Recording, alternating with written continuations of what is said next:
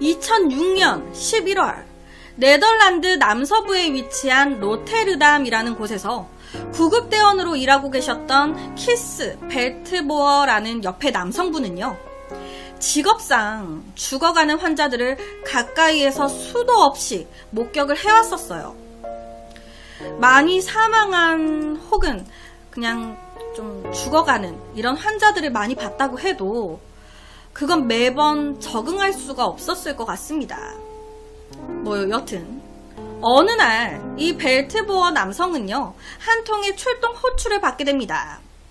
로테르담 13번지로 지금 바로 출동을 바란다. 그렇게 그날도 여느 때와 다름없이 위중한 환자를 구급차에 태우고 병원으로 급하게 데리고 가게 되는데, 당시에 응급했던 그 환자는요, 시한부 선고를 받았던 70대 말기암 환자인 마리오 스테파노투라는 남성이었어요. 그런데 병원으로 이동하던 중에 이 마리오 남성이 이 벨트보어 남성의 손을 넌지시 잡는 거예요. 그냥 이렇게 쓱 잡는 거야. 그러면서 저 부탁이 있습니다. 병원 말고 항구로 가주세요 라고 말을 하는 거예요. 처음에 이 벨트보어 남성은요, 이를 거절했습니다. 환자분 죄송한데 그건 안 돼요. 저희는 병원으로 모시고 가야 됩니다. 그런데 계속 환자가 그러는 거예요. 아니, 제가 마지막으로 바다가 너무 보고 싶어서 그래요. 나는 곧 죽어요. 내게 나중은 없어요. 그러니까 제발 항구로 가주세요. 부탁이에요. 내 마지막 소원입니다. 그렇게 벨트보어는요, 고민을 하게 되는데 딱 마침 도착한 병원에서 자리가 없다고 하는 거예요. 지금 병원에 다 응급 환자들 뿐이라서 자리가 없어요. 지금 한 2시간 정도 기다리셔야 됩니다. 잠시 대기하라고 떨어진 거죠. 이에 벨트보어 남성은요, 마침 병원의 사정으로 생긴 이 2시간의 대기 시간을 이용해서 로테르담 항구에 잠깐 들렸다 가게 됩니다. 그렇게 도착한 항구에서 벨트보어는 계속적으로 마리오 남성을 신경을 썼어요. 혹시나 춥거나 갑자기 막 숨이 쉬기 곤란하다거나 그러면 바로 저희한테 말씀해 주셔야 돼요. 그리고 그렇게 바다를 보게 된 마리오는요, 나는 평생을 저 바다 위에서 선원으로 살았습니다. 바다가 내 집이었어요. 꼭 한번 다시 그 바다를 보고 싶었습니다. 그래도 죽기 전에 마지막으로 바다를 볼 수 있어서 이제 죽어도 여한이 없어요. 그렇게 마지막 소원을 이뤘던 마리오는요, 며칠 뒤에 평온한 얼굴로 세상을 떠났습니다. 사망하셨어요. 그리고 이때요, 벨트보어 남성은 좀 많은 걸 느낀 거예요. 마리오 남성이 남겼던 나는 곧 죽어요. 죽을 사람입니다. 내게 나중은 없어요. 내 마지막 소원을 들어주세요. 라는 말. 그 말이 계속 맴돌았던 이 벨트보어 남성은요, 이 일을 계기로 죽음을 앞둔 환자들의 마지막 소원을 이뤄주는 일을 해야겠다라고 결심을 했고요. 이에 이 남성은 은퇴 후에 구급차를 구해가지고 의료 시스템을 완벽하게 갖추고 만일의 경우를 대비해서 의사와 간호사를 상시 대기시킨 뒤에 본격적으로 소원을 들어주는 구급차를 운영을 하게 돼요. 거기다가 이 벨트보어 남성은요, 구급차를 부르는 모든 사람들이 이 마리오 남성처럼 소원을 이루길 바라는 마음으로 공인형에 마리오라는 이름을 붙여서 선물을 하기도 했는데요. 이 벨트보어 남성은요, 시한부 환자나 보호자들에게 연락을 받으면 환자를 구급차에 싣고요, 환자가 원하는 곳이면 어디든지 달려간다고 합니다. 실제로 손녀의 결혼식을 보는 게 소원이었던 70대 시한부 환자분을 이제 차에다가 모셔가지고 손녀딸 결혼식에 데리고 온 거예요. 이게 마지막 소원이셨거든요. 그리고 화가를 꿈꾸다가 루게릭병 때문에 모든 걸 포기해야 했던 78세 환자의 소원대로 그 환자를 모시고 한 미술관으로 가기도 했습니다. 그리고 치매에 걸려서 요양원에 있는 아내와 함께 눈을 보러 가고 싶다고 했었던 80대 시한부 노인의 소원대로 화면에 보시는 것처럼 스위스의 설원까지 함께 했어요. 당신 눈 좋아했었잖아. 여기서 같이 오랫동안 함께 하기로 했었는데 내가 당신보다 먼저 가면 안 되는데 어쩌다 보니까 이렇게 됐네. 그래도 나 죽기 전에 당신 좋아하던 눈 보여주는 거니까 나 너무 미워하지는 마. 그렇게 시한부 환자들의 마지막 소원을 이뤄준 이 벨트보어 남성의 구급차.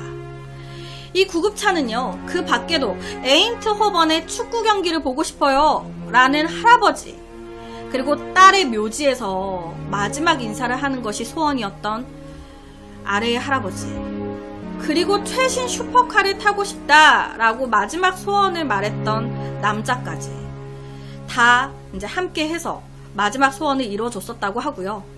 지금 옆에 네덜란드에 살고 계셨던 나자라는 여성은요, 죽기 직전에 자신의 이제 두 자녀가 너무 보고 싶었던 거예요.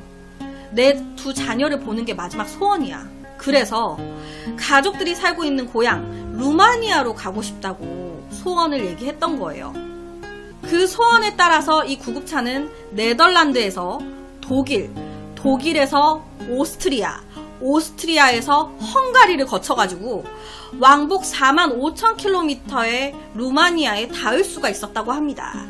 또 그 소원을 이뤄준 거예요. 이 소원 구급차의 환자들 중에서 가장 나이가 어렸던 환자는요, 호스피스 병실에 있었던 10개월의 여자아이였습니다. 아이의 부모는요, 단 한 번이라도 아이와 함께 집으로 가서 소파에 앉기를 바랬었대요. 항상 이 아이는 태어나자마자 병실에 있었기 때문에 우리 아이를 집으로 데리고 가서 안고, 내 품에 안고 소파에 한번 앉아보고 싶다. 반대로 나이가 가장 많았던 환자분은요, 101살의 할머니셨는데 이 할머니의 소원은 죽기 전에 말을 타보는 거였다고 합니다. 죽기 전에 말을 한번 타보고 싶어요. 25년 동안 사육사로 일을 했었던 한 남성의 소원은요, 동물원을 찾아가서 동물들한테 인사를 하는 거였어요. 그래서 이때 동물원을 딱 찾아갔는데 기린들이 그를 알아보고 이 사육사한테 입을 맞춰가지고 모두를 놀라게 하기까지 했었다고 합니다. 지금까지 모두 들어보시면 아시겠지만 이들의 마지막 소원은요, 거창한 게 아니었어요. 화면에 띄워드린 것처럼 아이와 수영장 가기, 어릴 때 먹던 아이스크림 사 먹기, 제가 없더라도 아이들이 저의 마음을 항상 느낄 수 있도록 엄마와의 추억을 주고 싶었어요. 환자들의 마지막 소원들은 대부분 평소의 삶과 관련된 소박한 내용들이었습니다. 이처럼 시한부 환자들의 마지막 소원을 이뤄주는 네덜란드의 구급차. 벨트보어 남성은요, 2007년 소원 구급차 재단을 설립을 했다고 하고요. 현재까지 무려 14,000여 명이 넘는 시한부 환자들의 소원을 이뤄주고 있다고 합니다. 시한부 환자들의 마지막 소원을 이뤄준다는 구급차. 현재 이 재단에는요, 260여 명의 자원봉사자들이 활동을 하고 있다고 하고요. 이 시설은 세계 각국으로 퍼져나가고 있는 상황이에요. 제가 예전에 오늘 해드린 이야기와 반대로 구급차에서 몹쓸 짓을 저지르는 구급대원들에 대한 이야기를 다뤘던 적이 있습니다. 그런데 오늘 이야기는 또 이와 반대로 마지막 소원을 이뤄주는 구급대원의 이야기인데, 참 뭔가 좀 서글프고 슬프고 마음 아프면서도 훈훈한 얘기인 것 같기도 하고, 사람이 삶을 살아간다는 게 뭘까라는 생각도 들고 좀 많은 생각을 하게 되는 것 같아요. 지금 옆에 글을 읽어보시면 대부분의 사람들은 죽음에 이르러서야 자신의 삶을 되돌아봅니다. 하고 싶은 게 있으면 지금 하시길 바래요. 나중으로 미루지 마시고 지금이 바로 그때입니다. 그래서 오늘은 네덜란드의 한 구급차에 대한 이야기를 가지고 왔습니다. 2001년 중국에 당시 40살이었던 류바오산이라는 남성은요, 위진이라는 당시 38살의 여성과 결혼을 해가지고 무려 18년 동안 결혼 생활을 하고 있었어요. 그런데 이 류바오산이라는 이 남자, 문제가 굉장히 많은 남자였습니다. 바람 잘 날 없는 집. 당신이 나한테 해준 게 뭐가 있다고 손찌검이야? 당신이 남편으로서 애정을 줘봤어? 아니면 가장으로서 돈을 펑펑 벌어다 줘봤어? 매일 술이나 퍼먹고 아주 손찌검이나 하고. 아, 그래, 그놈의 돈소리 왜 빠지나 했다. 그래, 여기 있다. 네가 좋아하는 돈. 오늘 너 죽고 나 죽고 한번 해보자. 이 류바오산이라는 이 남성, 이 남편은요, 술만 먹었다고 하면 그냥 자기 와이프인 위진을 때리기 시작하는 거예요. 손찌검을 하는 겁니다. 완전 개쓰레기죠. 당시에 이 위진은요, 보험회사에서 일을 하고 있었는데 허구한 날 이 남편의 가정폭력에 시달리다 보니까 일 능률이 좋았겠습니까? 회사에서도 계속 깨지는 거예요. 어느 날은 남편한테 너무 맞아가지고 얼굴이 그냥 다 멍투성이야. 그 상태로 출근을 하니까 사람들은 막 다 쳐다보고 수근거리고, 아내 입장에서는 정말 하루하루가 지옥이었던 거죠. 그러다 보니 이 위진의 이제 주위 사람들은요, 하나같이 얘기를 했습니다. 너도 진짜 미련하다. 이러면서까지 그 인간하고 붙어서 사는 이유가 도대체 뭐야? 아, 이유? 도망가면은 귀신같이 또 나를 찾아내가지고 붙잡아오고, 그리고 또 때리고. 내 인생은 왜 이렇게 재수가 없는지 모르겠어. 하루하루를 눈물바람으로 보내던 어느 날, 이 위진의 회사로 한 통의 전화가 걸려옵니다. 그 전화는요, 병원에서 온 전화였는데, 술 먹고 그렇게 마누라를 패대더니 결국에는 음주운전 교통사고로 남편이 크게 다쳤다라는 전화였어요. 그리고 당시 남편의 상태, 생명은 건졌지만 뇌출혈이 심해서 깨어나더라도 반신불수가 될 겁니다. 그리고 뇌도 심하게 다친 상태여가지고 다른 증상까지 동반될 수 있습니다. 그리고 이 남편은요, 의사의 말대로 반신불수로 하반신은 움직일 수가 없었고요, 정신분열 증상까지 온 거예요. 안 갈 거야 하면서 혼자서 막 소리 지르다가 그래서 또 막 난리를 피워요. 그리고 갑자기 막 혼자 웃어. 하하하 하면서 막 웃어요.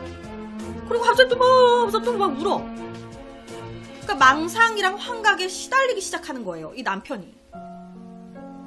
그리고 그 모습을 곁에서 지켜보는 아내 위진의 마음, 어땠을까요? 이때 위진은요, 진짜 더 이상은 못 참아. 그동안 괴롭혀온 것도 모자라가지고, 나를 그렇게 때린 것도 모자라서 반신불수에 정신병까지. 그 어마어마한 병원비며 도대체 전생에 나랑 무슨 원수가 졌길래 왜 이렇게 나를 괴롭히는 건지, 내가 왜 그 인간의 병수발까지 들어야 돼? 길거리에 나 앉든 보호소를 가든 뭐 굶어 죽든 뭐 알아서 하라 그래. 나 그냥 내 인생 살 거야. 나도 행복하게 다시 살 거야. 그렇게 아내 위진은요, 병든 남편에게 등을 돌렸습니다. 하지만 그 누구도 이런 위진한테 손가락질을 할 수는 없었어요. 왜냐? 남편이 그동안 얼마나 개쓰레기 짓거리를 해왔는데 그걸 다 알고 있으니까 위진한테 너 그러면 안 돼, 남편 병수발 들어야지, 이런 얘기를 못하는 거예요. 힘들게 살아온 걸 아니까. 그런데 얼마 후에요, 이런 일로 인해서 보험회사에 휴직계를 냈었던 이 위진이 회사로 복귀를 했는데, 아니 위진이 반신불수가 된 남편을 업고 출근을 한 거예요. 부장님, 사정상 아픈 남편을 혼자 두고 올 수가 없어서요. 앞으로 매일 남편이랑 함께 출퇴근을 해야 될 것 같아요. 병원비 때문에 집까지 팔아가지고 간병인을 쓸 형편이 안 돼서요. 정말 죄송합니다. 그러니까 지인들한테는 며칠 전까지만 해도 그냥 버리련다, 나 모른다, 이렇게 얘기했던 사람이 남편 병원비 때문에 집까지 팔고 남편 곁에서 계속 병수발을 들겠다라고 얘기를 하고 있는 거죠. 이 모습에 위진의 이제 직장 동료들이나 지인들을 이해할 수가 없는 거예요. 아니 며칠 전까지만 해도 이렇게 얘기했던 애가 왜... 위진은 이런 주위 사람들의 물음에 이렇게 답을 했습니다. 나 그렇게 미련하지 않아. 앞으로 돈 많이 벌어서 성공하려면 남편의 도움이 꼭 필요해. 이해할 수가 없는 일이죠. 아픈 남편을 버리겠다고까지 얘기했던 위진이 남편을 업고 출퇴근하면서 힘든 병수발을 감당해내고 있었고 오히려 예전보다 얼굴이 더욱더 좋아진 거예요. 하지만 어느 날부턴가 아픈 남편을 업고 이리저리 보험 일을 하러 다니는 이 위진을 본 많은 사람들이 어머 힘드실 텐데 아픈 남편을 이렇게 업고 일하시는 거예요?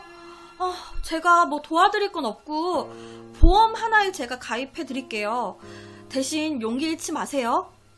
라면서 하나 둘 이 위진을 도와주기 시작한 거예요. 사람들이. 나 그렇게 미련하지 않아. 앞으로 돈 많이 벌어서 성공하려면 남편의 도움이 꼭 필요해. 라고 말했었던 이 위진. 이 말의 뜻이 이런 거였던 걸까요? 이에 직장 동료들은요 비난하기 시작했습니다. 아픈 남편을 등에 업고 보험팔이를 하는 여자를 이거 누가 동정 안 하겠냐. 어떻게 남편을 그렇게 이용하냐. 그렇게 아픈 남편으로 인해서 위진의 보험 실적은 날로 늘어갔고요. 1년 정도가 지났을 때 이 위진은요 고객 유치 1000명 달성으로 축하 파티까지 열게 됩니다. 그러니까 보험 왕이 된 거예요. 그리고 위진의 직장 동료들은요 이 위진에게 물었습니다. 이제 보험 왕도 됐겠다. 돈도 많이 벌었을 텐데 이제 간병인 1명 정도 둘 돈은 되지 않아? 왜 아직까지도 네가 남편을 업고 다니면서 그러는 거야? 남편 업고 장사하니까 좋아? 그리고 이에 대해서 위진은요 아무 말을 하지 않았어요. 회사 동료들도 하나 둘 위진에게 등을 돌리던 어느 날 한 직장 동료가 우연히 이 위진의 집을 사전에 얘기 없이 갑자기 방문을 하게 됩니다. 위진, 저 이거 두고 가가지고 갖다 주려고 잠깐 들렸는데 집에 있어? 그런데 집안에서 정말 조그만하게 남자 목소리가 들리는 거예요. 여보, 미안해. 그 소리에 무언가에 이끌리듯이 이 지인분이 안방 쪽으로 다가갔는데 아니 정신분열이 있었던 남편이랑 위진이 대화를 하고 있어. 그런데 이 남편이 멀쩡해 보이는 거예요. 여보, 오늘도 나 때문에 고생 많이 했지? 내가 병 다 나으면 당신한테 잘못한 거 내가 다 갚을게. 그동안 당신한테 미안한 게 너무 많아. 내가 사업에 실패하고 내 자신이 너무 싫어가지고 자꾸 당신한테 화풀이를 했던 것 같아. 정말 미안해. 혹시 내가 정신을 잃고 또다시 당신 힘들게 하면 나 버려도 돼. 나 같은 놈 당신이 버려도 싼 놈이야. 정말 미안하고 정말 고마워. 이런 말에 위진은요 괜찮아. 당신의 그 말 한마디에 18년간의 화가 다 풀렸으니까 라고 답을 했습니다. 도대체 이게 어떻게 된 상황인 걸까요? 정신분열 진단을 받았던 남편인데 왜 멀쩡한 걸까? 알고 보니까 사고 직후에 병원에서 이 남편이 정신분열 증상을 막 보였어요. 그런데 혼자서 막 때리고 혼자서 울고 막 웃고 막 화냈다가 정신 나간 사람처럼 막 그렇게 행동을 보이다가 어느 순간 갑자기 이 남편이 여보 미안해, 여보 미안해, 진짜 잘못했어, 정말 미안해 하면서 아내 위진 곁에서 막 울더라는 거예요. 갑자기. 이 남편이 알고 보니까 하루 24시간 중에요 딱 10분 동안만 제정신으로 돌아왔던 겁니다. 그리고 그때 처음 남편과 속 깊은 대화를 나누게 됐다고 하고요. 지금껏 살면서 단 한 번도 듣지 못했던 말. 미안해. 정말 고마워. 너무 사랑해. 이런 말들을 이때 처음으로 그 딱 10분 동안 모두 듣게 됐던 거예요. 18년 동안 한 번도 듣지 못했던 말을 딱 제정신으로 돌아오는 그 10분 동안. 그 후로 그 10분이 언제 찾아올지 모르니까 항상 남편을 곁에 두고 다닐 수밖에 없었던 거라고. 그 짧을 수 있는 10분 동안의 행복이 이때까지 함께 살았던 18년이라는 결혼 생활 때보다 더욱더 행복하고 소중하다고 얘기를 했다고 하는데요. 그 하루에 딱 10분이 지나고 나면은 다시 남편은 정신분열 증상을 보이는 거예요. 그런데 그 힘듦과 그리고 고달픔이 커버가 될 만큼 그 10분간의 행복이 더 컸던 거죠. 10분의 행복을 위해서 남편을 업고 다니는 아내. 지금 보여드리는 바로 옆에 사진이 좀 흐릿하긴 하지만 실제 위진의 사진입니다. 지금 이 전체적인 거는 위진의 이야기가 이제 중국 일간지에 실린 거예요. 이게 정말 쉽지 않은 거거든요. 저라면은 18년간 저를 거의 무자비하게 때린 남편이에요. 돈도 한 번 갖다 준 적 없고 가장 노릇 한 번도 한 적 없어. 맨날 오면 허구한 날 나를 때려. 저는 절대 용서가 안 돼가지고 그 10분 동안 제정신이 돌아와가지고 미안하다 사랑한다 해도 꺼지라고 할 것 같은데 정말 대단한 것 같습니다. 너무 밉잖아. 그래서 오늘은 중국의 안타깝기도 한 위진에 대한 이야기를 가지고 왔습니다. 여러분, 우리나라 말 중에 동병상련이라는 말이 있습니다. 어려운 처지에 있는 사람끼리 서로를 되게 가여이 불쌍히 여긴다는 뜻이에요. 그래서 이 동병상련을 겪은 사람들끼리는 서로 공감할 수 있는 공감대가 형성이 되게 된다고 하는데요. 다른 누구보다도 되게 서로를 더 잘 이해해 줄 수가 있으니까. 1차 세계대전이 한창이었던 1914년 12월 25일 영국군이랑 그리고 독일군이 대치 중이었던 이 벨기에에서 믿을 수 없는 일이 일어났습니다. 서로 전쟁 중이었던 적군, 이 영국군과 그리고 독일군이 자발적으로 이날 총을 내려놓고 함께 축구 경기를 하면서 12월 25일 크리스마스를 보낸 거예요. 자발적으로. 비록 적군이기는 했지만 시간이 지나면 지날수록 이 전쟁 무슨 의미가 있습니까? 이 무의미한 전쟁 속에서 이 병사들끼리의 유대감과 그리고 공감대가 형성이 되면서 결국에는 단 하루 동안의 비공식적인 크리스마스 휴전이 이루어지게 된 거예요. 적군이든 아군이든 다 가족이 있고 가정이 있는 되게 소중한 사람들 아니냐. 오늘 하루만은 적이 아닌 친구로 그리고 동료로 크리스마스를 보내자. 그리고 이뿐만이 아니라 2011년 일본에서는 쓰나미를 겪은 이런 아픔을 공유하던 한 남녀가 사랑에 빠져가지고 서로 결혼을 한 사례도 있었다고 해요.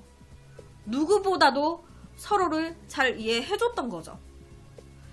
이뿐만이 아닌 우리나라에서도요. 같은 아픔을 공유하면서 서로 친해진 한 특별한 인연이 있었다고 합니다.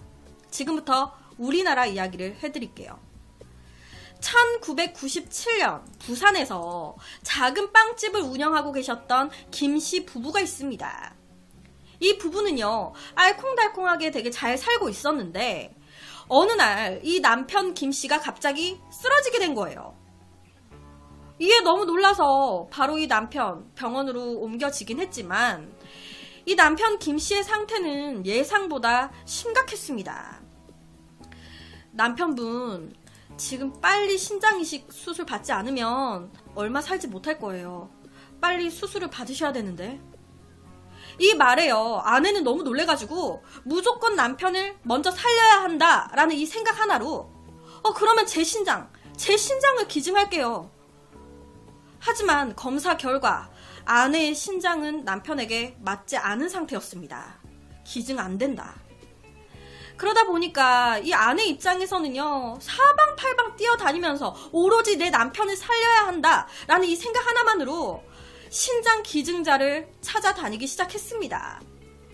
친척부터 해서 친구까지, 또 그 친구의 친구까지 다 도움을 부탁하면서 다녔어요.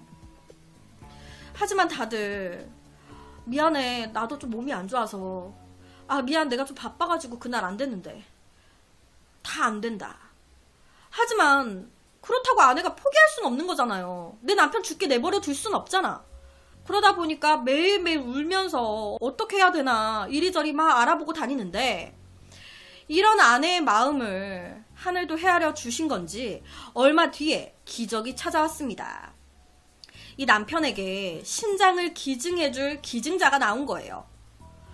그리고 그 덕에 이 남편 김 씨는 무사히 수술을 마쳤고요. 건강도 회복을 하게 됐습니다. 그리고 그 후에 닫아놨었던 이 빵집 가게도 다시 오픈을 하게 됐고요. 새 삶의 기회를 얻은 듯이 이 부부 되게 열심히 살았어요. 그렇게 부부가 이 빵집에서 열심히 일을 하다가 이 아내분이 우연히 TV를 잠깐 딱 보게 됐는데, 그때 잠깐 나왔던 TV 광고가 딱 마침 당신의 장기 기증으로 수많은 생명을 구할 수가 있습니다. 기증에 동참하세요. 라는 기증 광고를 보게 됐던 거예요. 내 남편도 신장 구하는데 정말 힘들었는데, 그때 정말 좌절했었는데, 그때 나처럼 지금도 힘들어하고 있는 사람들이 있겠지? 내 신장을 한번 기증을 해볼까? 처음에 이 말을 들은 남편은요, 꼭 그렇게까지 해야겠어? 라는 반응을 보였습니다. 걱정을 한 거예요. 하지만 이 아내의 뜻은요, 완강했습니다. 그때 우리가 얼마나 힘들었어. 우리도 어떠한 사람의 신장 기증으로 이렇게 행복을 다시 찾은 거잖아요. 그때 받았었던 그 행복을 다시, 그 고마움을 다른 사람들한테 베풀어 줘야지. 이에 부부는 아내의 신장을 기증하기로 결심을 하게 됩니다. 그런데요, 놀랍게도 이 아내가 신장을 기증하고 얼마 되지도 않아가지고 바로 이 아내와 신장이 맞는 이식자가 나온 거예요. 그런데 이것도 되게 희박한 확률이거든요. 나한테 맞는 신장의 이식자와 기증자를 찾는 거는 쉽지 않아요. 근데 바로 나온 거예요. 아내의 신장 기증으로 또 한 사람이 살 수 있게 된 거죠. 그렇게 신장 이식 수술까지 정상적으로 끝났고요. 아내와 남편이 병원 입원실에서 회복을 하고 있는데, 장기 기증센터의 직원이 이 김씨 부부를 찾아옵니다.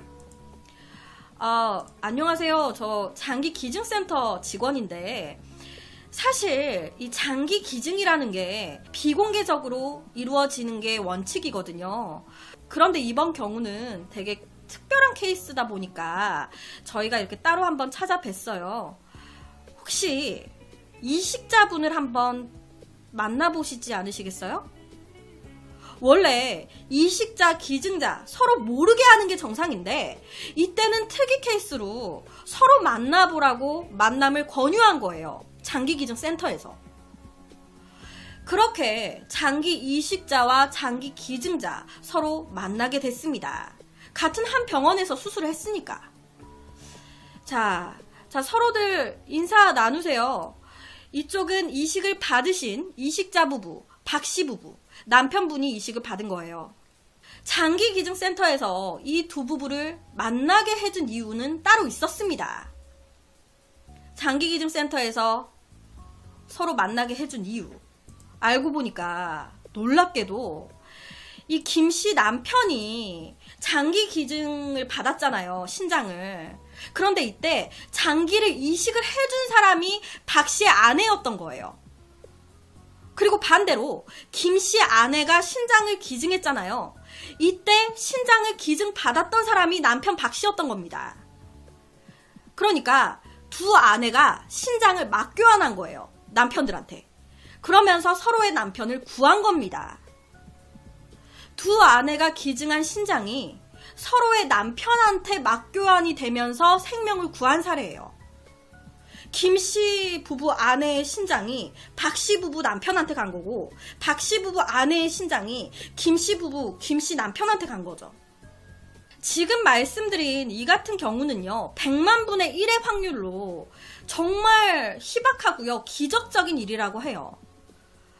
만약에 서로의 부부가 이런 아픔을 겪으면서도 같은 아픔을 겪는 이들에 대해서 연민을 가지지 않았더라면 이런 기적 일어날 수 있었을까요? 지금 보여드리는 이 옆에가 실제 기사입니다. 지금 따로 캡처를 한 거라서 조금 흐릿하긴 한데 실제 이 내용을 다룬 기사예요. 그래서 오늘은 되게 잔잔한 1997년에 실제로 일어났었던 한 감동적인 사례에 대한 이야기를 가지고 왔습니다. 2010년 아이슬란드의 수도인 레이캬비크라는 곳이 있습니다. 약간 우리나라 뭐 대전, 대구, 서울 뭐 이런 거라고 생각하시면 돼요. 레이캬비크. 이 지역에서요, 2010년 5월 29일 시장 선거가 있었습니다. 그리고 그 시장 선거에 옆에 남자분이 나오셨습니다. 시장 후보로. 이 옆에 사진의 남자분은 용 그나르라고 하는 남자예요. 용 그나르. 외국인 남자분들은 기본 좀 얼굴이 잘생기신 것 같아요. 이분은요, 시장 선거에 나왔다고 해서 정치인은 아니었고요. 이분은 아이슬란드의 유명한 코미디언이십니다. 그러니까 예능인. 예를 들면 우리나라 서울시장 선거에 나온 거야. 누가? 유재석, 강호동이. 이 용 그나르라는 이제 코미디언 분은요, 1967년 레이캬비크라는 곳에서 태어나셨고요. 그러니까 자기 고향이야. 근데 이분은요, 10대 때 학교도 제대로 안 나왔어. 중퇴했어요. 왜? 학교 생활에 적응을 못해. 중퇴했습니다. 그리고 20대 때는요, 그냥 갑자기 노래를 부르고 싶다 그래가지고 락밴드를 만들어가지고 보컬로 노래를 하고 다녔어요. 그러다가 우연찮게 코미디 프로그램에 나오게 됐고요. 출연을 하게 됐고요. 그러면서 본격적으로 코미디언으로 활동을 하게 됐습니다. 자, 제가 지금 이분의 간단한 일생을 말씀을 드렸어요. 정치적인 공부를 한 경험은 전혀 없습니다. 코미디언으로 잘 활동을 하고 지내다가 갑자기 레이캬비크 시장 선거에 출전을 한 거예요. 정치판에 뛰어든 거야. 정치 쪽으로 아무것도 모르는 사람인 거예요. 이 남자가 1년 전 2009년도에요. 여러분 우리나라 유병재 아시죠? 유병재도 약간 정치인들이나 뭐 사회적인 이슈가 되는 거에 대해서 많이 풍자해서 개그를 하잖아요. 스탠드업 코미디라고 하죠. 얼마 전에 유병재도 이 비슷한 걸 했어요. 관객들을 불러놓고 그냥 서가지고 사회적인 거를 풍자하면서 개그를 하는 거야. 당시 용 그나르 이분도요, 유병재랑 비슷하게 자기 나라의 정치인들을 풍자해가지고 개그를 많이 했어요. 그러다 보니까 많은 사람들한테 이제 공감을 얻고 좋은 호감도를 많이 가지고 있던 코미디언이었대요. 딱 우리나라 유병재라고 생각하시면 이해가 빠를 것 같아요. 당시 이 나라 아이슬란드가 굉장히 힘들었대요. 국가 부도 상태였대. 우리나라 IMF. 은행들은 다 문을 닫았고요. 그만큼 실업자가 늘어나는 거야. 왜? 나라에 돈이 없거든. 그러니까 어떻게? 실업자가 느니까 어떻게 자식 새끼들 먹여 살려야 되는데 일자리가 없어. 돈이 안 나와. 당연히 데모들이 일어나겠죠. 그러니까 나라가 개판이 되는 거야. 그런데 이 남자는 이런 코미디를 하면서 그러는 거예요. 정치인들이 잘못해가지고 국민들이 고생을 하고 있다고 이러면서 약간 정치적인 풍자 개그를 그때 많이 한 거죠. 그런데요, 이 코미디언 용 그나르가 이렇게 공연을 한번 하고 이제 다음 공연 회의차 대기실에 왔습니다. 대기실에 와가지고 딱 쉬고 있는데 동료 개그맨이 그러는 거야. 야, 너 맨날 정치 풍자하면서 너 그렇게 개그하는데, 야, 너 말만 주저주저 거리지 말고 네가 한번 정치해봐. 야, 너 무슨 말은 뭐 쉽게 뭐 정치 쉽게 하는 것처럼 얘기하는데 네가 한번 정치해가지고 네가 한번 보여줘봐. 우스갯소리로 툭 던진 거야. 비꼬는 것도 아니고 그냥 네가 한번 정치해봐. 근데 그 순간에 이 남자가 내가 왜 그 생각을 못했지? 까짓 거 내가 정치 한번 해봐? 이렇게 된 거예요. 까짓 거 그거 뭐 얼마나 어렵다고. 내가 정치 한번 해봐? 그래서 장난 삼아서 선거에 나가기로 결심을 합니다. 가볍게. 설마 내가 되겠어? 가볍게. 그래서 이 남자는요, 선거 후보 등록을 해요. 정치판에 들어가기로 한 거지. 아무것도 모르는 사람이에요. 정치를 배워본 적이 없어. 이 용 그날의 남자는요, 제일 먼저 우리나라 돈으로 5만원 정도를 들여가지고요, 정당을 만들었어요. 그래서 정당이라고 하면 뭐냐? 쉽게 우리나라 자유한국당, 바른정당, 더불어민주당, 우리나라 이렇게 당들 있죠? 그런 거예요. 아이슬란드에 정당을 만든 거야. 자기가 5만원을 들여가지고. 이 용 그날의 남자는요, 정당을 만드는데 그 이름을 뭐라고 하냐면 최고당을 만들어요. 최고당, 베스트, 내 당이 최고당. 그리고 이제 선언을 하는 거야. 나 2010년 5월 29일 내년에 시장 출마하겠습니다 라고 땅땅땅 선언을 해요.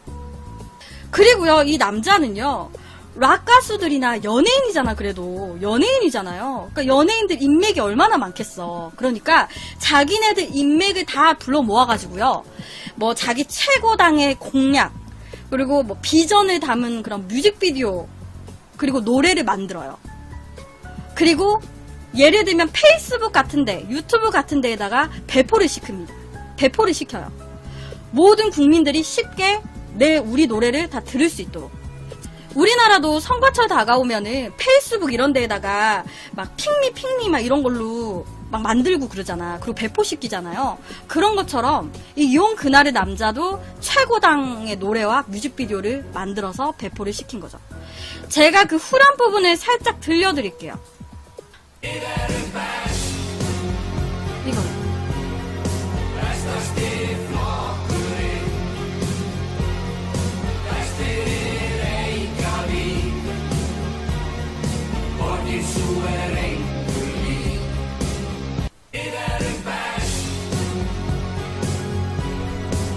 옆에처럼 이렇게 만드는 거야.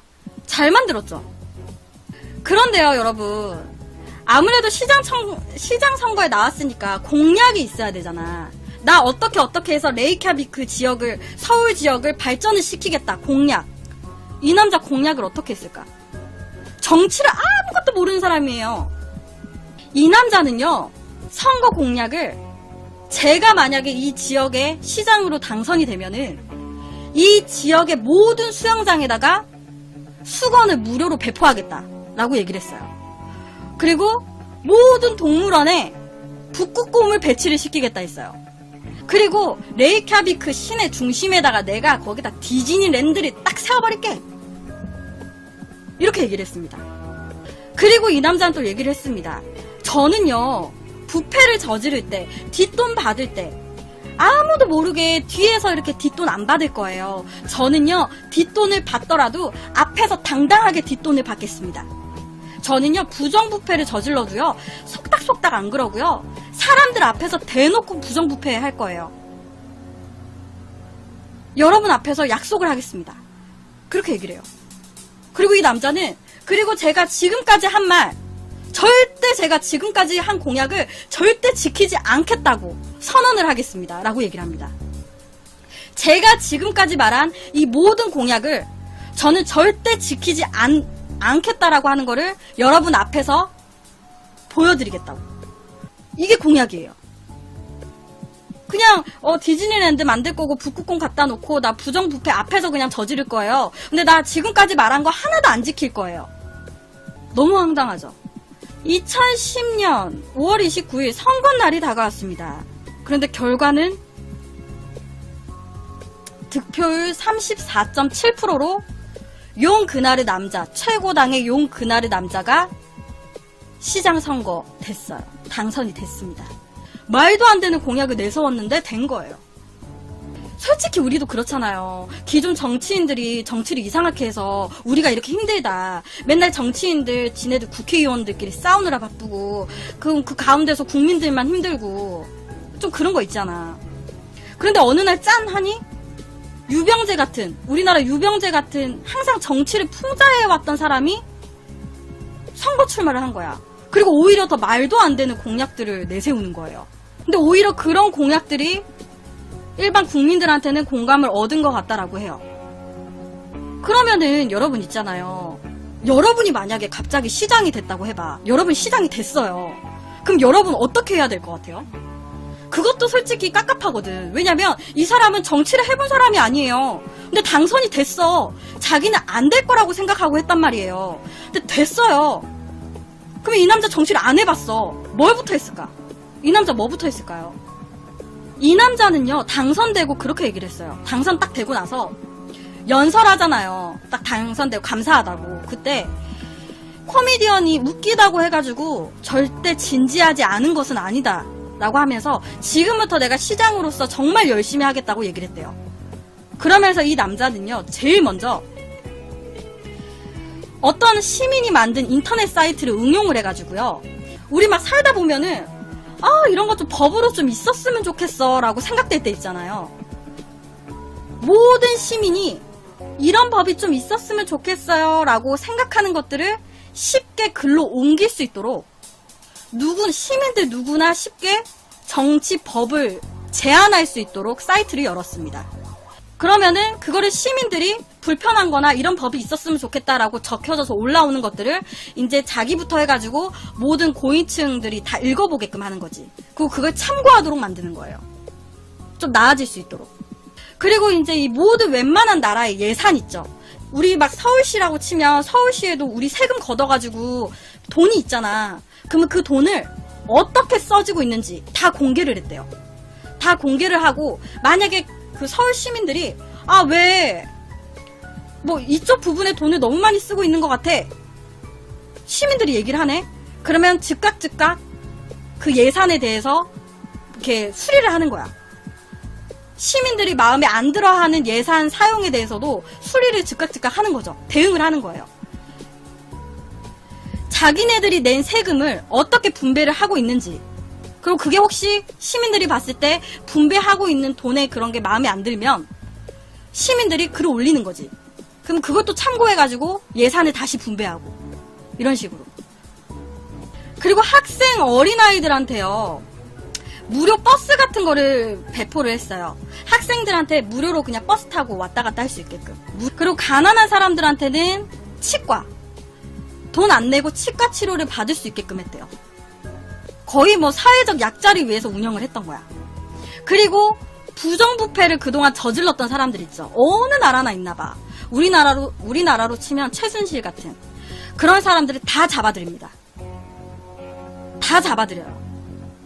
이 남자가요, 시장 당선이 됐을 때 굉장히 많은 정치인들이 비웃었대요.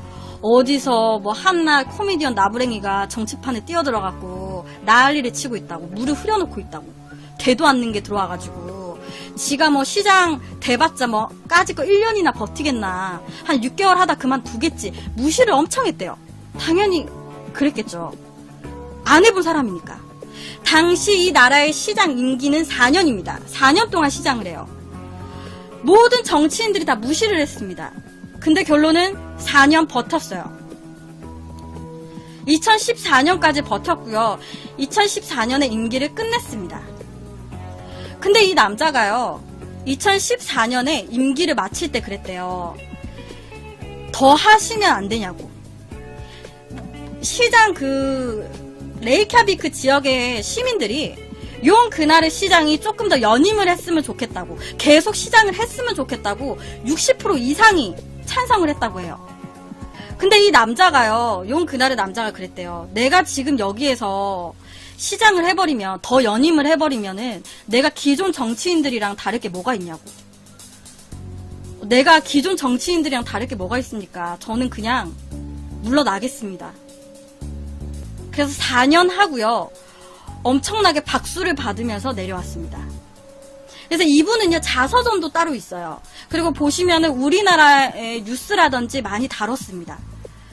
그리고 굉장히 이런 좀 나라를 운영하고 지역을 운영하는데 굉장히 정치인들도 배울 점이 많다 그래가지고 굉장히 좀 많이 이슈가 됐었어요. 그래서 지금 현재 이분은요, 코미디언으로 돌아와가지고 굉장히 좀 시장이었던 사람이잖아요. 근데 코미디언으로 돌아와가지고 시장 역할을 하면서 웃기고 있대요. 지금 코미디언 활동을 하고 있다고 해요. 그래서 오늘 첫 번째 얘기로는 좀 요새 뭐 여러모로 정치판도 난리였잖아요. 그러다 보니까 좀 이 아이슬란드 나라의 이 시장이었던 용 그나르 남자 이야기를 첫 번째 얘기로 가져볼게요. 1890년 미국 인디애나주의 한 농부의 아들로 태어난 커넬 샌더스라는 한 남자가 있습니다.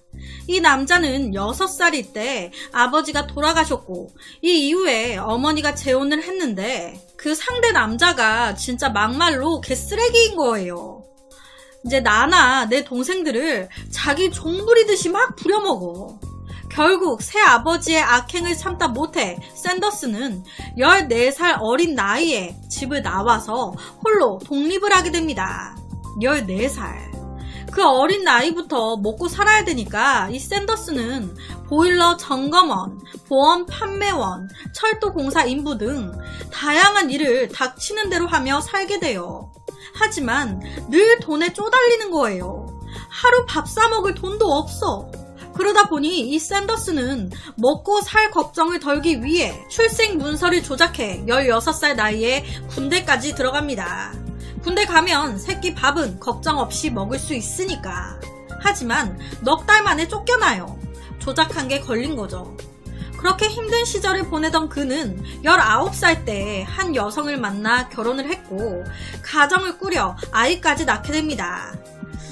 이 이후에 뭐 이혼도 하고 다시 다른 여자와 재혼도 하고 뭐 와리가리 하는데 여튼 이 샌더스는 30살의 나이에 첫 사업까지 시작하게 돼요. 첫 사업 아이템은 오하이오 강을 오가는 전기 연락선을 운행하는 것. 우리 남이섬에 배 타고 들어가야 되는 것 마냥 그 배를 운영한 거예요. 그런데 얼마 뒤에 이 오하이오 강에 다리가 세워졌네. 자동차라는 새로운 교통수단까지 나왔네. 와, 사람들이 차를 타고 가지 배를 안 타네.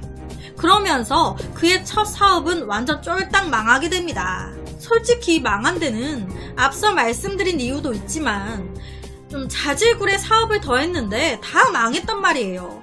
그 이유가 가장 큰 게 샌더스가 되게 성격이 급하고 좀 많이 괴팍했대요. 한 성격 하는 거예요. 그러다 보니 좀 싸움질로 사업이 아예 틀어지는 경우가 꽤 많았다고 합니다. 여튼 막대한 자금적인 손실에도 불구하고 그는 굴하지 않았습니다. 포기란 없다. 새롭게 떠오른 자동차에 주목한 거예요. 자동차를 사람들이 많이 타고 다니네. 자동차를 타려면 기름이 필요하네. 그래서 바로 그냥 주유소를 차려버린 거예요.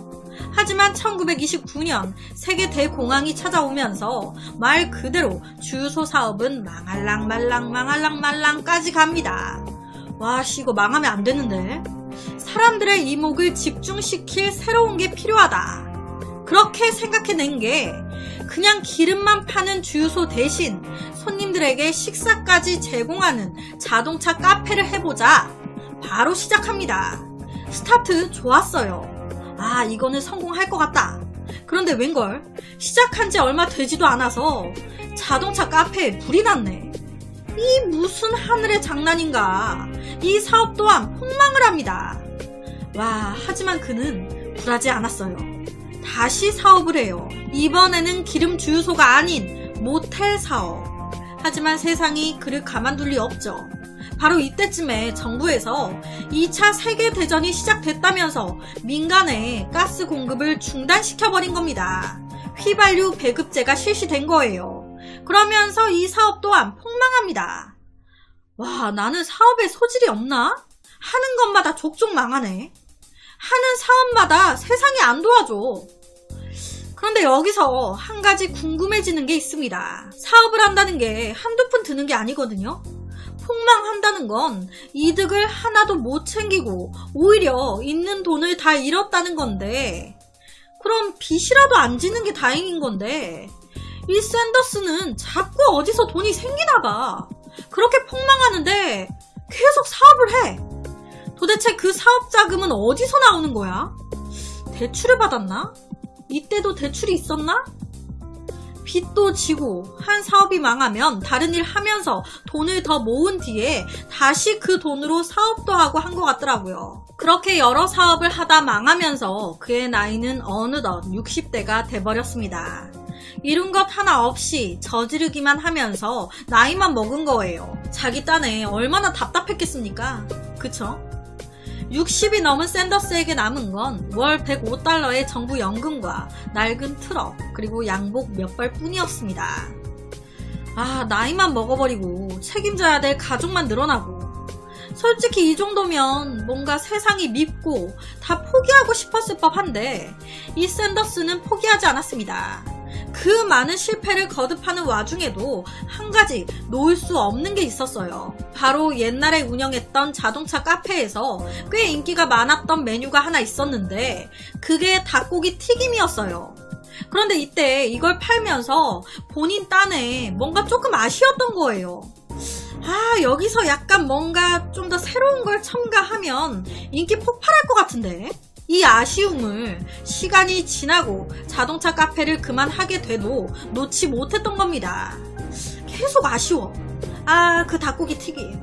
그래서 다른 사업하고 망하면서도 그 닭고기 튀김에 매달려 신메뉴 개발을 거듭한 겁니다.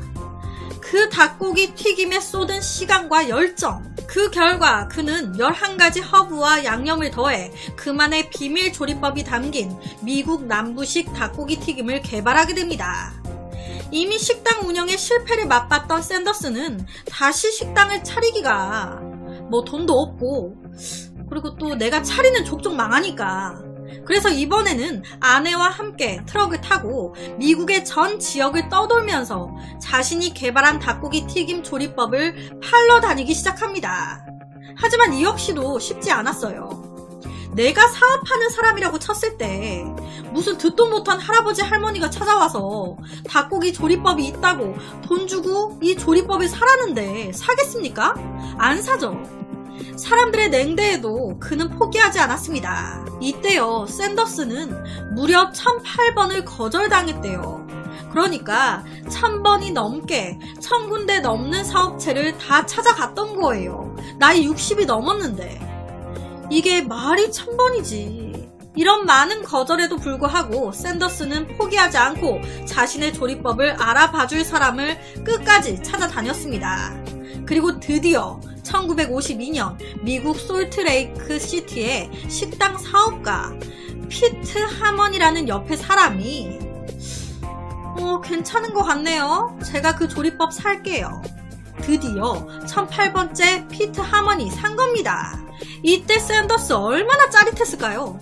손꼽아 기다려오던 그 날이 드디어 온 거잖아요. 이때 피트 하먼이 샌더스의 조리법과 상품명까지 그대로 사용을 했고, 팔리는 닭 한 마리당 5센트의 권리금을 샌더스에게 지급하는 방식으로 진행했는데, 이렇게 탄생한 것이 바로 켄터키 프라이드 치킨 1호점 KFC의 시작이었습니다. 그러니까 이 샌더스라는 60 넘은 할아버지가 KFC의 대표적인 모델이자 흰 백발의 머리와 동그란 안경, 그리고 귀엽게 자란 염소 수염에 하얀 양복을 입은 우리가 알고 있는 KFC 커넬 샌더스입니다. KFC 1호점을 시작으로 그의 사업은 말 그대로 대박을 쳤고요.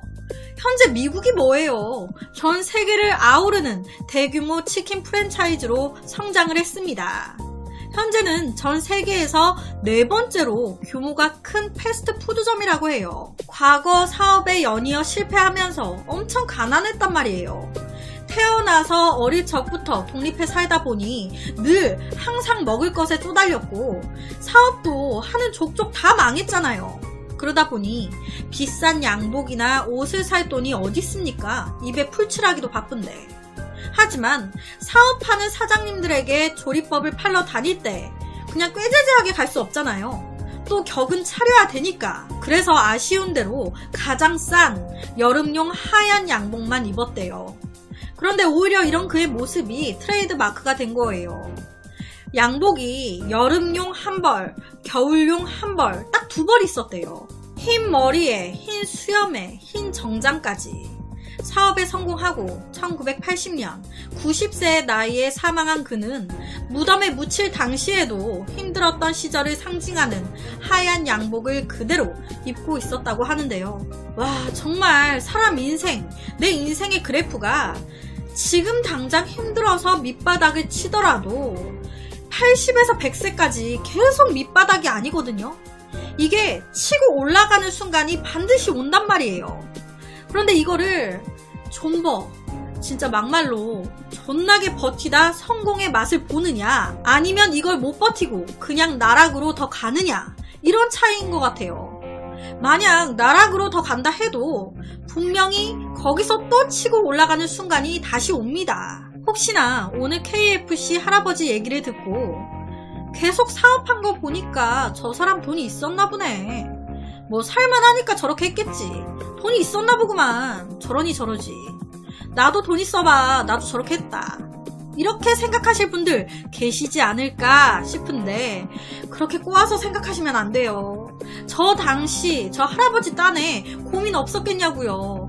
나이는 60이 넘었는데 책임져야 되는 아이들의, 와이프의, 낡은 트럭 하나에 와이프 태워서 1000명 넘게 사람 만나 내 요리법을 봐달라고 막 굽신굽신하면서 계속 거절당하면서 이렇게 영업한다는 게 절대 쉽지 않습니다. 앞서 말씀드렸지만 남아있는 게 정부 연금뿐이었는데 빚 끌어쓰고 조금씩 일해서 모은 돈 다 갖다 쓰고 한 거예요.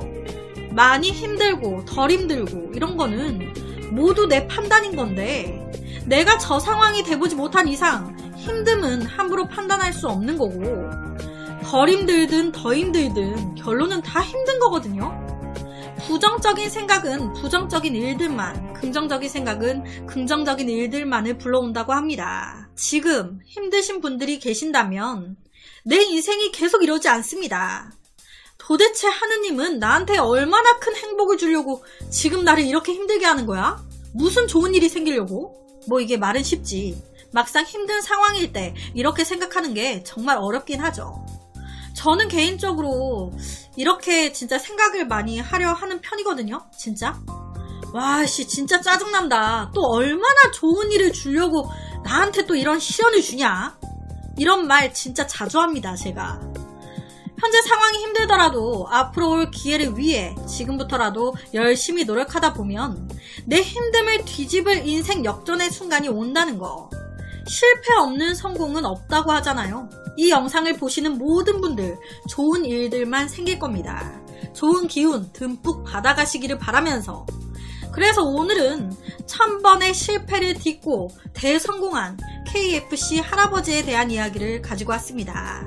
1991년 서울, 당시 60세였던 김씨는 낮에 버스를 탔다가 깜빡 잠이 들었는데 그때 한동안 꾸지 않았던 6.25 때 죽은 동료들이 나오는 악몽을 꾸게 됩니다. 그리고 이때 꾼 이 꿈이 놀라운 그날의 시작이었어요. 김씨 할아버지가 너무 생생한 6.25 당시의 처참한 꿈에 버스 안에서 소리를 지르면서 깬 거예요. 꿈이었구나. 그런데 이때 옆자리에 앉아 있었던 한 할머니가 말을 걸어옵니다. 안 좋은 꿈을 꾸셨나봐요. 이걸로 땀 좀 닦으세요. 그렇게 버스에서 만난 김씨 할아버지와 또래로 보이는 할머니. 이 김씨는 처음 보는 그녀가 왠지 친숙하게 느껴졌는데요. 저 여기 손수건 잘 썼습니다. 감사해요. 아, 네. 이렇게 간단한 말을 주고 봤는데 어라? 이 할머니 가방에 이름이 써져 있는데 조순자라고 적혀 있는 거예요. 이름이신가 봐요. 제 아내 이름도 조순자인데 제 아내와 이름이 똑같으시네요. 아, 그래요? 워낙 흔한 이름이라. 그래도 인연이네요. 어디까지 가시는 거세요? 저는 상도동까지 갑니다. 소위 삼아 택배 일을 하고 있거든요. 아, 네. 그런데 악몽을 꾸셨나봐요. 꽤나 오래 신음소리를 내시던데. 아, 제가 그랬나요? 한동안 그 꿈을 안 꿨는데 오늘따라 갑자기 제가 경찰 공무원이었거든요. 6.25 때 정말 죽다가 살아났어요. 그러면서 이 두 분이 소소하게 대화를 주고받게 됐는데 이때 이 김씨 할아버지 말로는 1950년 6월 서울에 살다가 이제 전쟁으로 갑자기 피난길에 오르게 된 거예요. 그런데 이때 이 김씨는 결혼한 지 채 1년도 안 된 상태였고 아내가 만삭이었어요. 그러다 보니 같이 못 오고 혼자 피난길에 오르게 된 겁니다. 아내가 혼자 가라고 보낸 거예요. 만삭인 내가 같이 가다간 둘 다 죽을 거라고. 만삭인 나를 설마 어떻게 하겠냐고. 나 여기서 기다릴 테니까 꼭 살아만 오라고. 그렇게 홀로 떠나게 된 피난. 하지만 목전까지 와있던 적에게 도시 전체가 점령당해 버렸고 피난길을 가던 와중 이 김씨 또한 적에게 발각이 되게 됩니다. 북한 인민군이 김씨의 뒤통수에 총을 들이민 거예요. 인민의 이름으로 널 심판한다. 죽음이 눈앞에 와 있는 순간 이 김씨는 하나뿐인 아내가 생각이 났고 그 순간 김씨가 북한 인민군한테 얘기를 한 거예요. 마지막으로 부탁이 있습니다. 내 아내가 만삭의 몸으로 내가 돌아오기만을 기다리고 있을 거예요. 아내에게 내가 죽었다고 전해주세요. 평생 날 기다리지 않게. 서대문구 아현동 29번지. 아내 이름은 조순자입니다. 그런데 이 말을 들은 총을 겨누고 있었던 북한 인민군이 갑자기 어서 가. 저쪽으로 가면 잡히지 않을 거야. 얼른 도망가! 하면서 보내준 거예요. 도망가라고. 더구나 동료 북한군이 이쪽으로 오니까 김씨를 죽이는 척까지 하면서 보내준 겁니다. 도망가라고. 꼭 살으라고. 그렇게 목숨을 구한 거예요. 이 김씨 할아버지는 버스 안에서 아직까지도 그 북한 인민군이 왜 나를 살려준 건지 모르겠다고 얘기했습니다. 그리고 이 말에 옆에 있던 조순자 할머니는 가족이 있다는 말에 동정심이 생겼나 보죠. 그렇게 이야기를 막 나누다 정신을 차려보니 어라? 이 김씨 할아버지 상도동에서 내려야 되는데 웬걸 상도동을 그냥 지나쳐버린 거예요. 그렇게 허겁지겁 작별 인사도 제대로 못하고 이 김씨 할아버지는 버스에서 내리게 되는데요. 정거장을 지나쳐 내리는 바람에 길을 잘못 든 김씨. 두 번째 우연이 시작되고 있었습니다. 택배 일을 하고 있었기에 물건을 얼른 배달해줘야 되는데 웬걸 어디가 어딘지 하나도 모르겠어. 그렇게 헤매다 배달 도착지 아파트 안까지 들어왔는데 아이고 아파트가 워낙 커야지 단지가 엄청 넓은 거예요. 길을 모르겠어. 그러다 보니 눈앞에 보이는 한 경비 아저씨에게 길을 물어보게 됩니다. 저기요 102동 8호 라인이 어디에 있습니까? 아 저쪽 모퉁이로 돌아가면 있어요. 아 고맙습니다. 수고하세요. 하면서 스쳐 지나가는데 뭔가 촉이 이상해.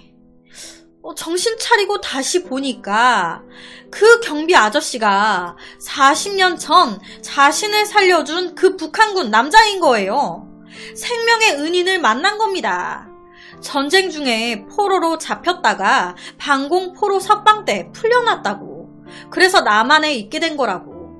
그런데 이제 본인만 남한에 있게 됐고 가족들은 전부 북한에 남아있는 상황인 거예요. 북에 있는 가족이 너무 그리워서 남한에 살면서도 가족을 전혀 만들지 않았다고. 이에 이 김씨 할아버지는 물었어요. 왜 그때 나를 살려준 거냐고. 그랬더니 이 남자가 하는 말이 사실 저도 그때 북한에 결혼한 지 1년도 안 된 아내가 있었습니다. 하지만 그것 때문에 살려준 것만은 아니었어요. 그때 아내 이름이 조순자라고 하셨죠. 사실 북에 있는 제 아내의 이름도 조순자였거든요. 라고 말을 하는 겁니다. 에? 여러분 제가 앞서서 이 김씨 할아버지가 버스에서 만난 할머니, 이 할머니의 이름도 조순자라고 했잖아요. 나이대도 서로 비슷하고. 설마. 그런데 이 경비 아저씨가 우리 아내 사진이에요 하면서 젊을 때 사진을 보여주는데 아까 버스에서 본 할머니 얼굴이 맞는 거예요. 이분이 정말 부인이세요? 제가 오늘 아까 이분 만났어요. 아니, 우리 아내는 북한에 있을 텐데. 아니에요. 제가 분명히 이 할머니를 봤어요.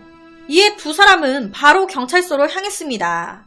버스에서 만났다고 하니까 조순자라는 사람을 찾기 위해서 갔는데 이름만으로는 찾을 수가 없는 거예요. 이름밖에 아는 게 없는데. 그럼 이 할머니가 어디에서 버스를 탔는지만 알면 그 버스 정류장에서 기다리다 보면 이 할머니를 다시 마주칠 수 있지 않을까?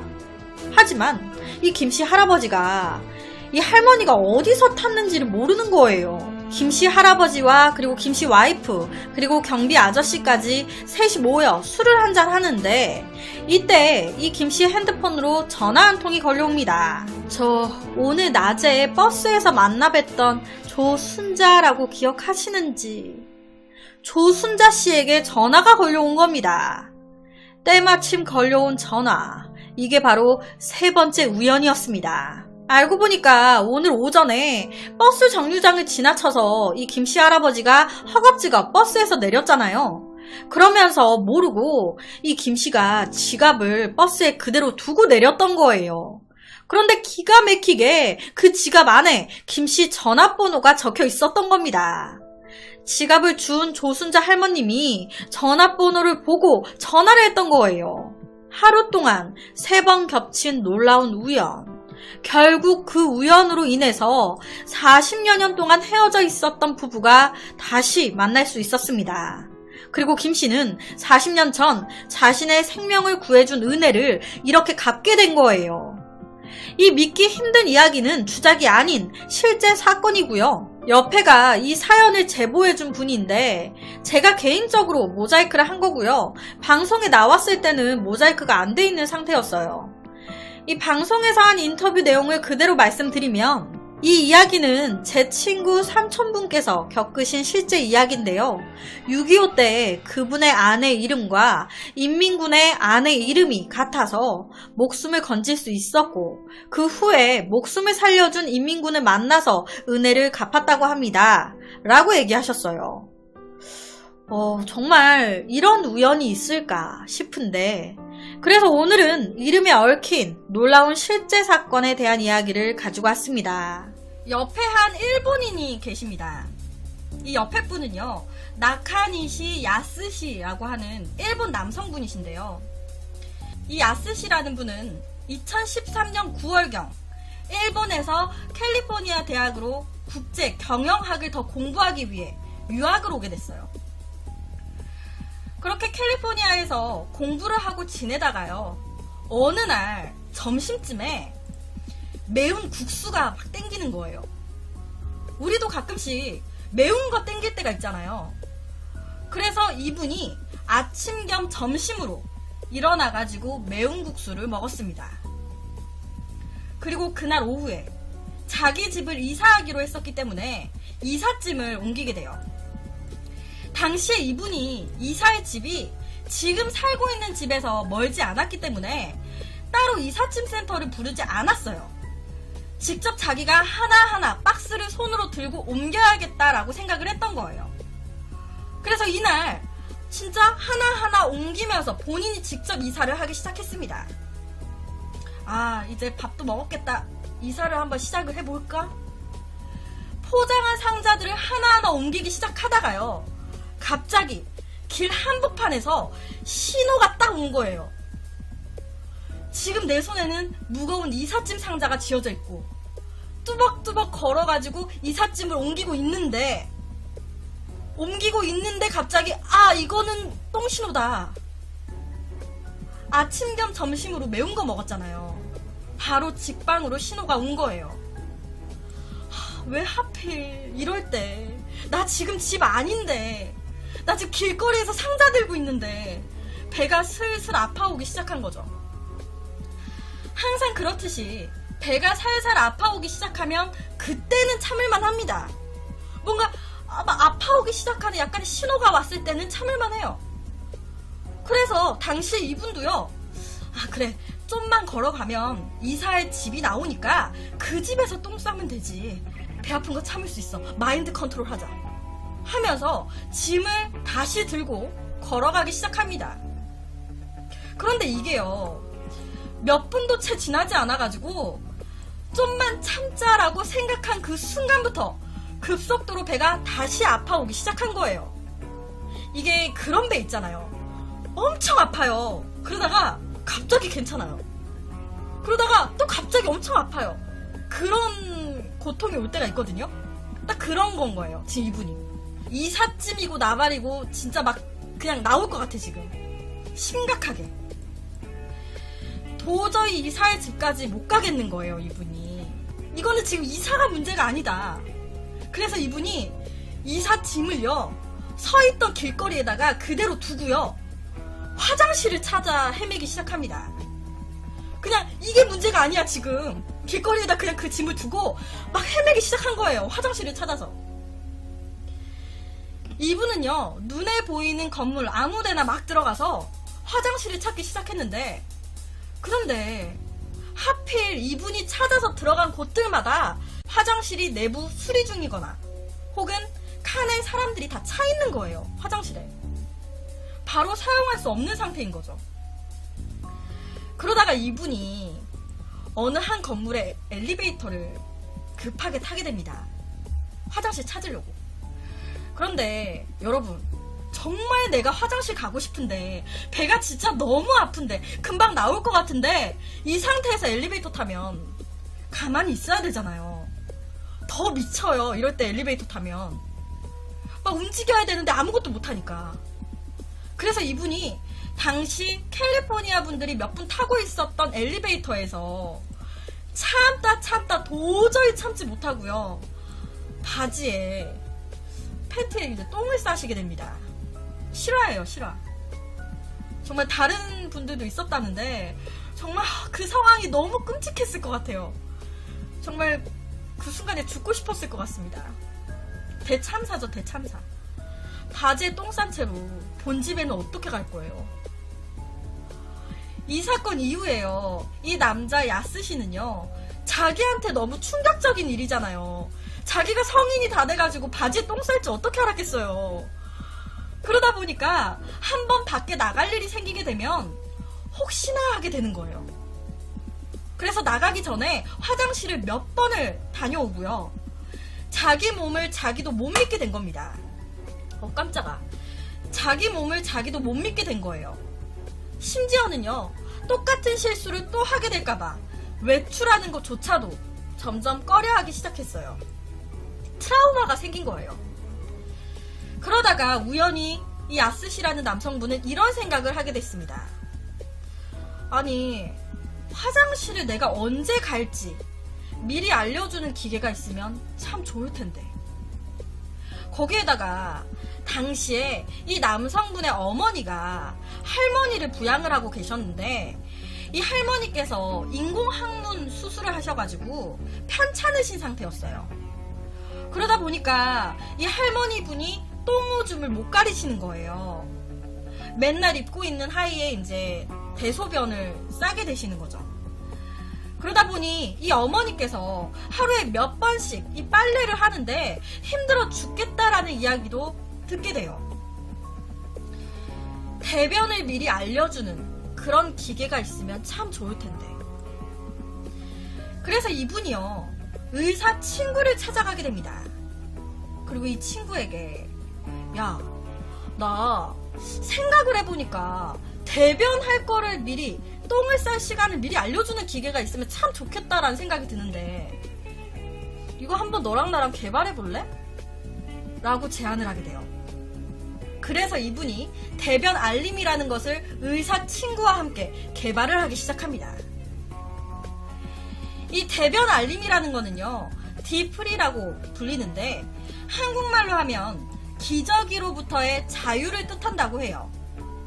이 제품은요, 1cm 미만의 작은 태아도 확인할 수 있는 초음파 센서를 사용해가지고 실시간으로 장의 움직임을 파악을 하는 기계입니다.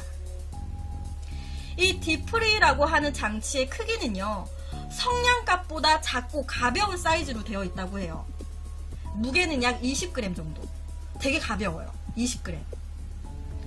이 작은 초음파 센서를 이제 위에 화면처럼 배꼽 아랫부분에 붙이게 되면 장의 움직임을 관찰한 후에 대변 활동 10분 전에 스마트폰을 통해서 미리 알림이 오게 되는 시스템인 거예요.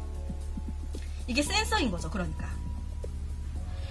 이 디프리라는 거를 여러 가지 방법으로 이 아랫배 쪽에 붙일 수가 있는데, 젤 형태의 패드도 있고요. 그리고 테이프, 붙이는 테이프, 혹은 벨트를 이용해가지고 남에게 보이지 않도록 착용하고 다닐 수가 있다고 합니다. USB로 충전을 해서 사용한다는데 최대 60시간까지 사용이 가능하다고 하더라고요. 이 제품을 배에 부착을 하고 다니면 초음파가 이 뱃속을 관찰을 하다가 배변 신호가 오기 전에 미리 알려주는 거예요.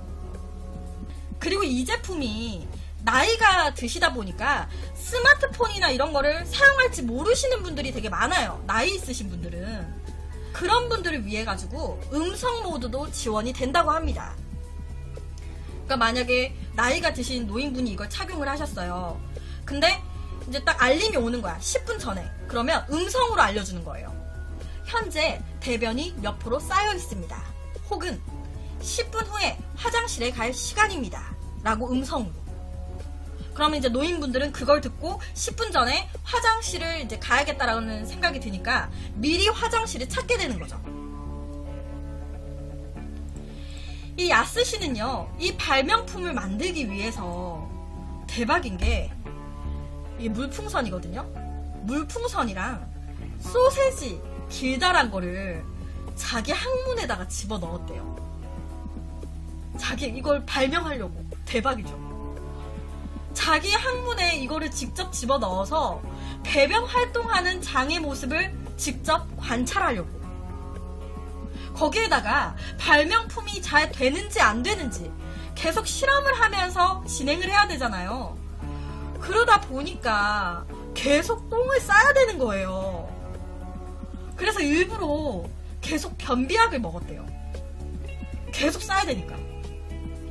똥을 나오게 해야 똥 나오기 10분 전에 이 알림이가 제대로 작동하는지 안 하는지 확인할 수가 있으니까. 장난 아니죠. 자기 항문에 어떻게 소세지 길다란 거랑 물풍선을 어떻게 넣어. 진짜 열정이 대단했던 거예요. 정말 이거를 개발하고 싶다. 꼭 개발을 해내고 싶다. 이러한 실험을 다 거쳐서 여러 확인 끝에 대변 알림이 디프리라는 것을 발명을 하게 됐다고 합니다. 이 발명품은요, 실제로 일본의 한 요양병원에서 노인들을 상대로 시범 시행을 했었어요. 그리고 그 결과 예전 같으면은 맨날 수시로 와가지고 간호사나 간병인들이 할머님, 할아버님 기저귀를 확인하거나 혹은 수시로 대소변 상태를 확인했었어야 됐는데, 이 장치를 이제 착용을 하고 나서부터는요, 미리 대변 신호를 확인할 수 있게 된 거예요. 이 간병인이나 간호사들이. 그러니까 전체적으로 일 업무가 훨씬 수월해졌다고 합니다. 거기에다가 예전에는요, 언제 대변을 보실지 몰라가지고 항상 기저귀를 늘 채웠었어요. 이제 연로하신 노인분들. 근데 이제는 대변의 시간을 미리 알 수 있게 되다 보니까 기저귀 값이 줄어드는 거예요. 10분 전에 뜨니까 그때 이제 할머님이나 이제 거동을 하실 수 있는 분들을 화장실로 모시고 갈 수가 있게 된 거잖아요. 기저귀 값이 줄어드는 거죠. 소변 같은 경우에는 할머님, 할아버님들 이제 소변줄을 끼우시거든요. 그래서 소변을 따로 배출을 해요. 근데 대변 같은 경우는 그런 게 없었다 보니까 기저귀를 늘 착용을 했었는데, 이게 되게 안 좋거든요. 막 노인분들 욕창이 생기는 경우도 있고, 노인분들의 피부에 좋지 않아요. 근데 이런 게 있으면 굉장히 좋아지는 거죠. 그리고 아이를 키우는 가정들 같은 경우에도 굉장히 유용하게 사용을 하고 있다고 합니다. 아이가 언제 대변을 볼지 계획적인 관리가 가능하기 때문에 엄마들에게 인기 짱이래요. 발명품 하나로 아이가 있는 가정이나 요양원 같은 데는 여러모로 수월해진 거죠. 이 나카니시 야스시라는 이 대표분은요, 화장실 줄이 긴 경우에 이 대변 알림이 전용 앱을 꺼내가지고 남은 시간을 보여주게 되면 맨 앞자리로 급한 사람이 좀 더 빨리 양보받을 수 있게 될 거라고. 나는 이 세계를 대변을 지리지 않는 세계로 만들고 싶다고 야심차게 포부를 밝혔습니다. 대변을 더 이상 지리지 않는 세상을 제가 만들겠습니다. 대단한 거죠, 진짜로. 현재 이 대변 알림이 발명품은요, 2016년 4월 정시 출시가 돼가지고 일본의 여러 요양소에서 사용을 하고 있다고 하고요. 프랑스의 한 요양원에서도 사용을 하고 있다고 해요. 일본에서는 약 22만원 정도에 판매가 되더라고요. 이거 하나에 22만원. 남들이 생각하지 못한 아이디어 제품으로 시작을 했지만 일본에서는 출시 전부터 미리 예약 판매가 이루어질 정도로 반응은 폭발적이었습니다. 미리 사겠다고 막 선주문이 폭발을 한 거예요. 대변 알림이를 개발한 이 일본이 우리나라에서도 이거는 좀 사용이 되면 좋겠다라는 생각에 가지고 왔어요. 저도 이제 저희 할머니 할아버지를 이제 간병을 좀 했다 보니까 정말 다 노인분들께서 다 기저귀를 차고 계시거든요. 근데 굉장히 이게 피부에 안 좋아요. 노인분들 피부에. 이게 다 욕창 생기는 원인 중에 하나도 기저귀고, 그래서 이걸 준비하면서 이런 거를 우리나라 요양원에도 배포가 되게 되면 굉장히 좋겠다라는 생각을 준비하면서 내내 했었어요. 가정이 있는 집도 마찬가지예요. 이게 몸에도 나쁘지 않대요. 그래서 오늘 첫 번째로는 대변 알림이 좋은 아이디어 제품에 대한 이야기를 가지고 왔습니다.